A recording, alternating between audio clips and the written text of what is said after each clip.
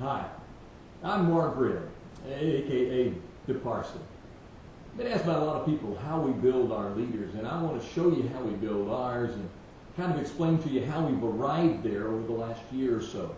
A lot of different ways to build a leader, and primarily we do all of our fishing out there at the end of the jetty or along the north jetty or the south jetty, and we found this to be the most productive and the best way of doing so. I hope it helps. You may have a better way, and I may be learning from you, but I just wanted to show you what we do. The first thing we do is I start with a piece of the Cetalon 90-pound test line. This is the nylon-coated wire, and we have found that it works the best when we can cut it. There we go. And it works the best. I want to start by showing you how we build our leaders. The first thing that I do is I take some of the double-sleeved leaders. Now, double-sleeved crimps, we found these work far, far better than the single crimp. The only place that I found that you can buy these is at Cut Rate, and I don't get a commission from anything that's bought there. I wish I even got a discount. But we build our leaders with stuff that we pick up from them, and I found these a few weeks ago, and I found them to be very, very good. I use a barrel swivel on the top. I use SB Pro. You can get those at Walmart or Academy. They have a higher strength rating, and there's always the challenge of catching something bigger than you're ready for out there at the jetty. So we try to make things as strong as possible. And you've seen that I have about a ½ inch there, and then I go ahead and I crimp the top. And this is just crimping that double sleeve leader. Got a good crimp there.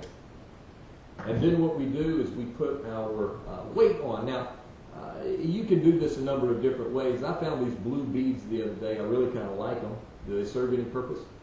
Probably not, but they look pretty. And I also use the red beads too. You can use red, you can use metal, you can use all different kinds. This is a 6-ounce egg weight. The reason that we use such a heavy weight is when we're fishing out at the jetties, we try to keep our bait on the bottom, and sometimes when the tide is ripping through there, we'll use all the way up to an 8-ounce weight to keep the bait on the bottom. But one of the things that I've noticed is that it's better to keep the bait at the bottom as steep of an angle as you possibly can.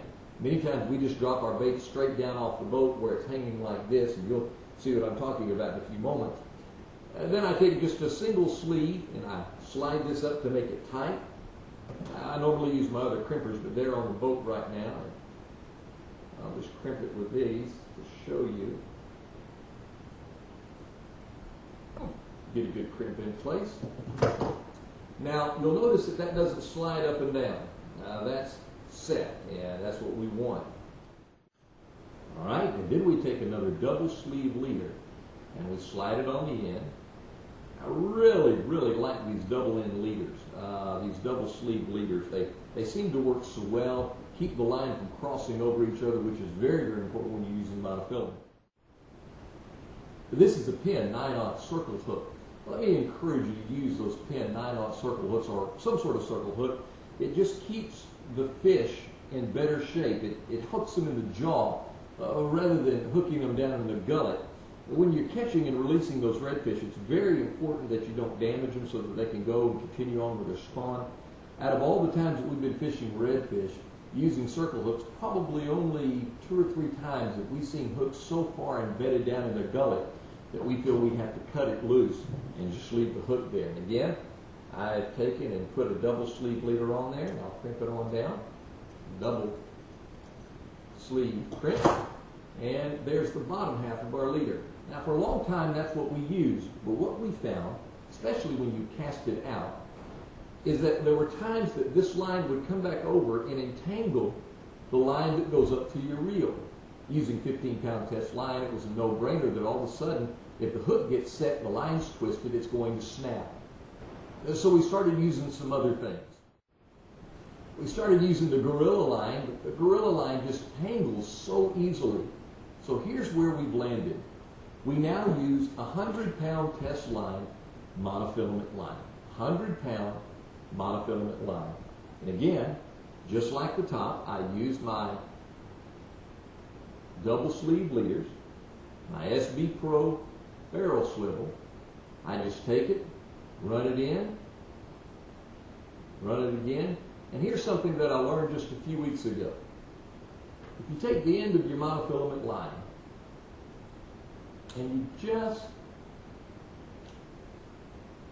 light it a little bit and let it have a little bead, and then draw that little bead down to the bottom half of that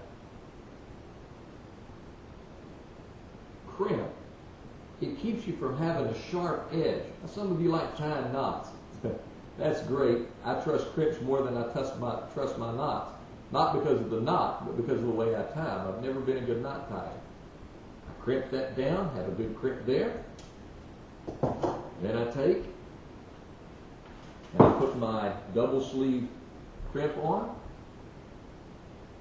Again, slide it in there. This time sliding it up through the SB Pro barrel swivel that's on top of my swivel. Sliding it in there, and again,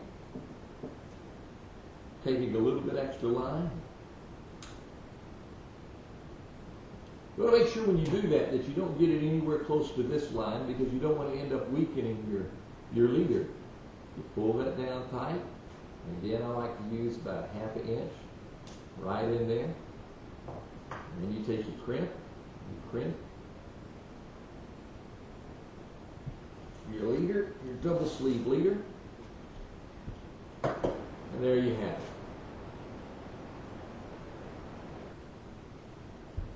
There you have it. 9-aught hook, double sleeve crimp, beads, weight, SB Pro barrel swivel, 100-pound test line, another crimp, SB Pro swivel. Now these work well for us. I hope it works well for you. Fish well. Have a good time.